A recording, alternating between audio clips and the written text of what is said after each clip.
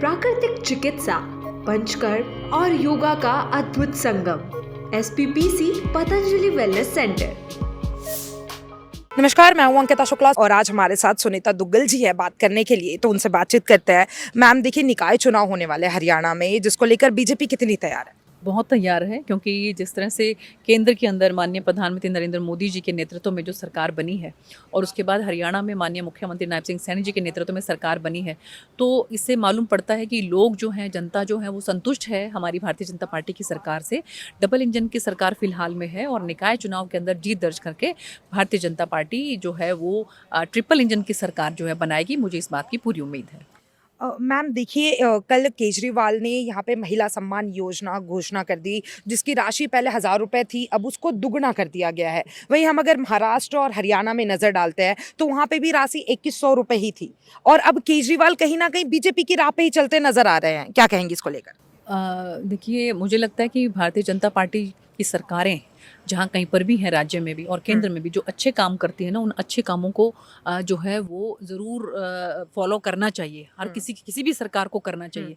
लेकिन फिर भी जो उनकी झूठ की राजनीति है, जो उनकी फरेब की राजनीति है, उसको भी जनता समझती है। वो ये ना समझें कि इस तरह से जो है कॉपी करके और वो जो है जनता को बरगला सकते हैं, जनता को बहका सकते हैं। जनता ये बात समझती है कि कौन सी सरकार किस हिसाब से काम करती है, और तो इसलिए मुझे पूरी उम्मीद है कि अब की बार जो है वो दिल्ली के अंदर भारतीय जनता पार्टी का डंका जरूर बजेगा। कल केजरीवाल खुद को जादूगर कहते नजर आए और उन्होंने कहा कि हम जादू की छड़ी घुमाकर अकाउंट्स का काम कर लेते हैं। उसको लेकर आप क्या कहेंगी? कहीं ना कहीं उन्होंने बीजेपी पे निशाना साधा है।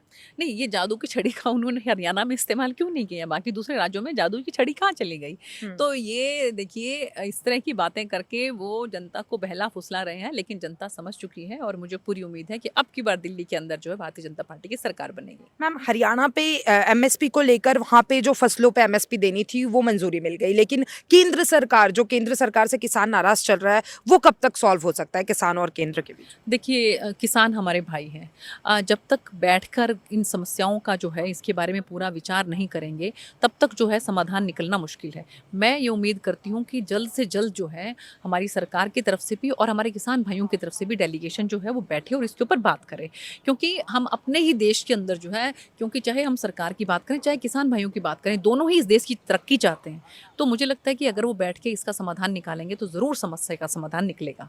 Ma'am, one nation one election cabinet में पास कर दिया गया, उसको लेकर क्या कहेंगे? देखिए, ये बहुत मैं कहूँगी कि लॉन्ग अवेटेड जो है एक कोशिश थी। माननीय प्रधानमंत्री जी समय समय पर इसके बारे में अपना विचार व्यक्त करते रहे हैं कि अगर वन नेशन वन इलेक्शन हो तो कितना खर्च जो है वो आम आदमी के ऊपर जो पड़ता है, जो सरकारों के ऊपर जो पड़ता है, वो देश के ऊपर जो पड़ता है, वो कम होगा।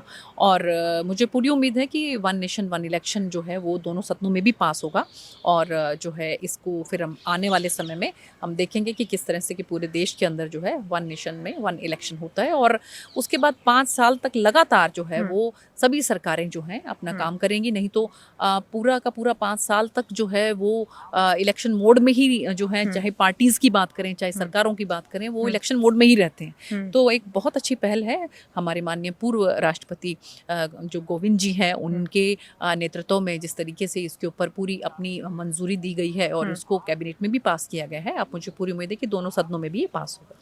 देखिए, राज्यसभा के उपचुनाव होने वाले हरियाणा में, जिसको लेकर कई नामों की चर्चा की जा रही थी, और अभी रेखा शर्मा जी को नामांकन कर दिया गया है और महिला सशक्तिकरण को कहीं ना कहीं बढ़ावा देते हुए दिखाई दे रही है। इसको आप किस तरीके से देखती है? रेखा शर्मा जी हमारी भारतीय जनता पार्टी की बहुत वरिष्ठ नेत्री हैं और बहुत लंबे समय से उन्होंने पार्टी में सेवा की है। और उसके बाद जो है 9 वर्ष तक वो नेशनल कमीशन फॉर वुमेन में पहले जो है वो मेंबर के तौर पर, उसके बाद चेयरपर्सन के तौर पर रही हैं।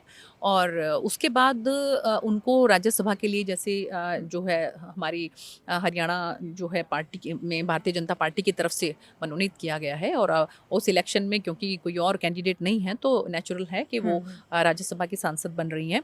तो हमारी महिलाओं की तरफ से, बहनों की तरफ से उनको बहुत बहुत मुबारक है, क्योंकि 9 वर्षों तक जो है वो नेशनल कमीशन फॉर वुमेन में रहकर वो बहुत बारीकी से और नज़दीक से ये बात समझ सकती हैं कि महिलाओं की और बच्चियों की और बहनों की क्या समस्याएं हो सकती हैं। तो इसलिए मुझे पूरी उम्मीद है कि वो न्याय करेंगी अपने पद के साथ और महिला सशक्तिकरण का एक बहुत बड़ा उदाहरण बनेगी। मैम मेरा लास्ट सवाल है कि देखिए निकाय चुनाव जल्दी होने वाले हैं, जल्दी घोषणा की जाएगी और देखिए बीजेपी तो पहले से सिंबल पे चुनाव लड़ते आ रही है, लेकिन माना जा रहा है कि इस बार जो विपक्ष है कांग्रेस भी सिंबल पे चुनाव लड़ेगा, इसको लेकर क्या कहेंगे? देखिए उनके बारे में हम कुछ नहीं कह सकते, लेकिन भारतीय जनता पार्टी जरूर सिंबल पर चुनाव लड़ेगी और मुझे पूरी उम्मीद है कि ट्रिपल इंजन की सरकार बनेगी। केंद्र में माननीय प्रधानमंत्री नरेंद्र मोदी जी के नेतृत्व में जैसे काम कर रही है सरकार, हरियाणा में माननीय मुख्यमंत्री नायब सैनी जी के नेतृत्व में जैसे काम कर रही है, तो उसी तरीके से जो है वो निकाय चुनाव के अंदर भी भारतीय जनता पार्टी जीत दर्ज करेगी। Thank you ma'am. तो अभी हमारे साथ थी सुनीता दुग्गल जी और तमाम इस अपडेट्स के लिए चैनल फॉर न्यूज़ इंडिया के साथ बने रहे। धन्यवाद। प्राकृतिक चिकित्सा, पंचकर्म और योगा का अद्भुत संगम, SPPC पतंजलि वेलनेस सेंटर।